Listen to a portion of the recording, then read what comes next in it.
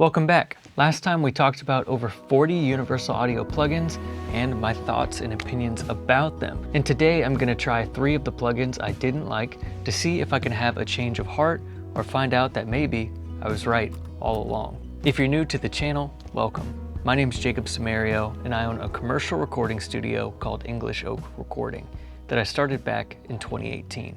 So let's get right into it. First, I'm going to play you the chorus of this song so you can get familiar with it before we start trying out these plugins.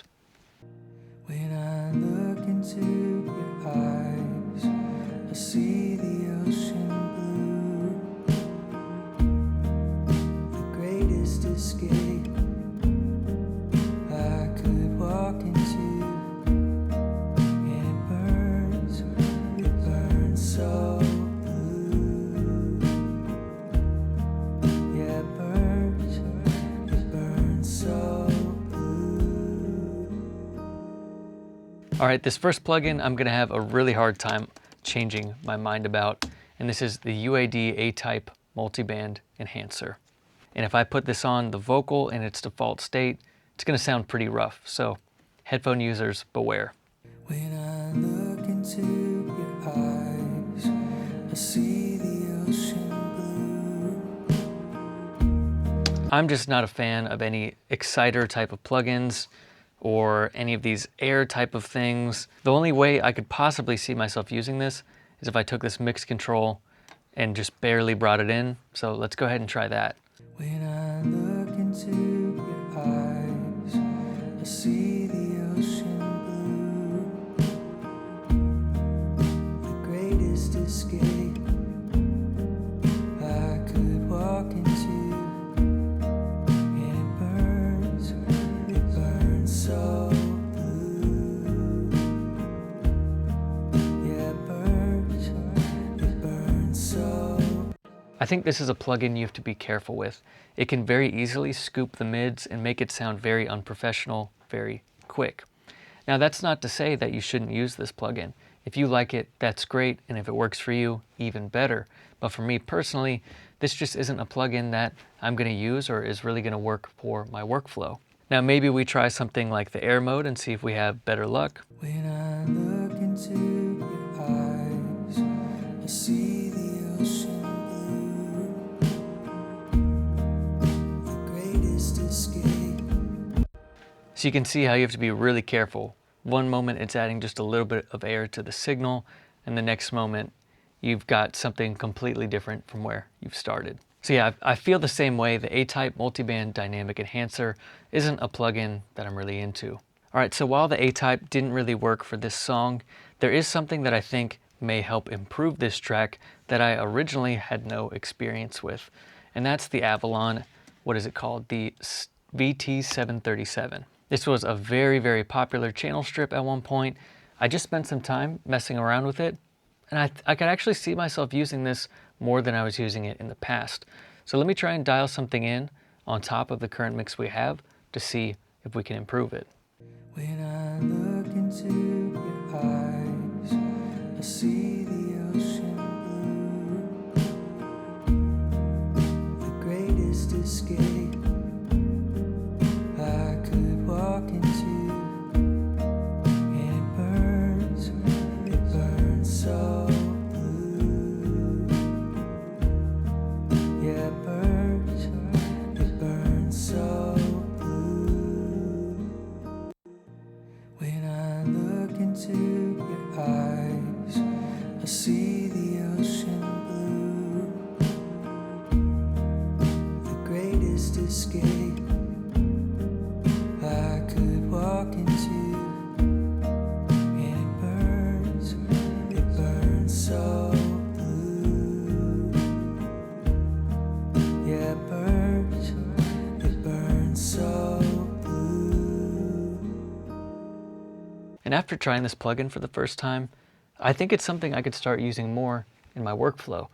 This does a really good job at adding air to the vocal in a very transparent way.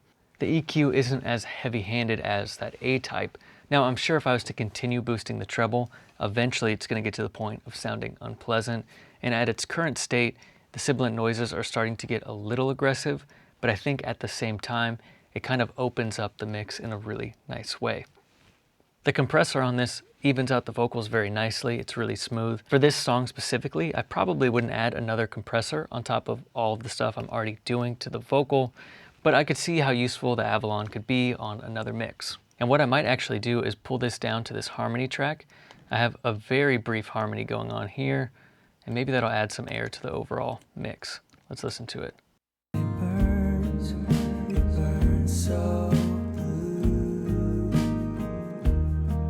Now let's bring it in.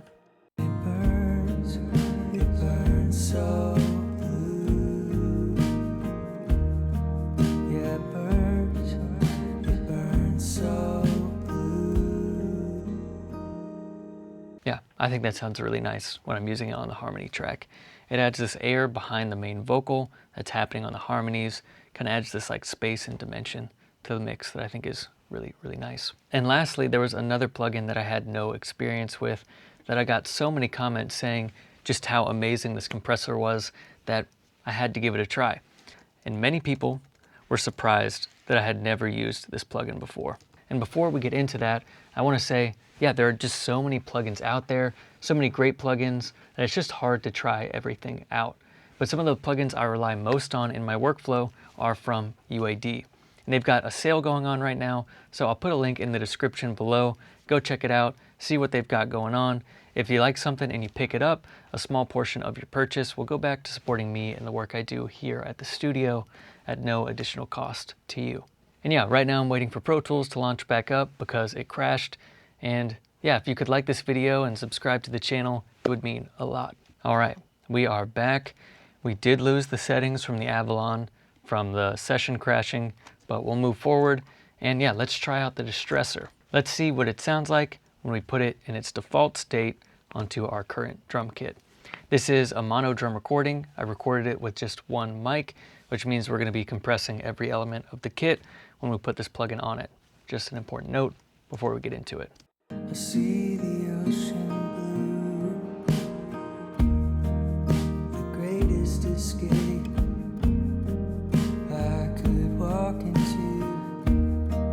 It burns so blue. Yeah, it burns so blue. All right, so what I'm noticing at first is that the kick drum is obviously causing the compressor to clamp down a lot on the entire kit. So let's use the high pass on the detector. And what that's going to do is filter out the kick drum in the compression circuit, causing it to compress more of the snare than it would the overall kick. Or what I should say is it's causing it to react more to the things that aren't the kick drum, right? Because that kick drum is taking up so much of the energy. I see the ocean blue. So now you can see how that kick drum isn't getting compressed nearly as hard as the snare is. And that's because of that high pass filter, again, on the detector circuit.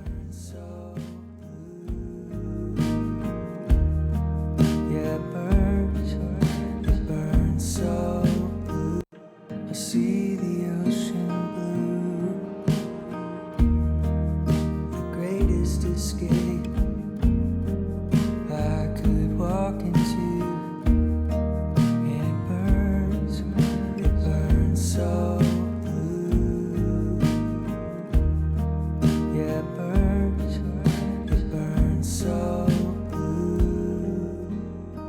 And so I've come around on the distressor. You know, I had never tried it before, but what's funny is I learned that one of the sounds that I love so much is from the distressor. That kind of gluey VCA style compression sound just sounds so nice on the drums.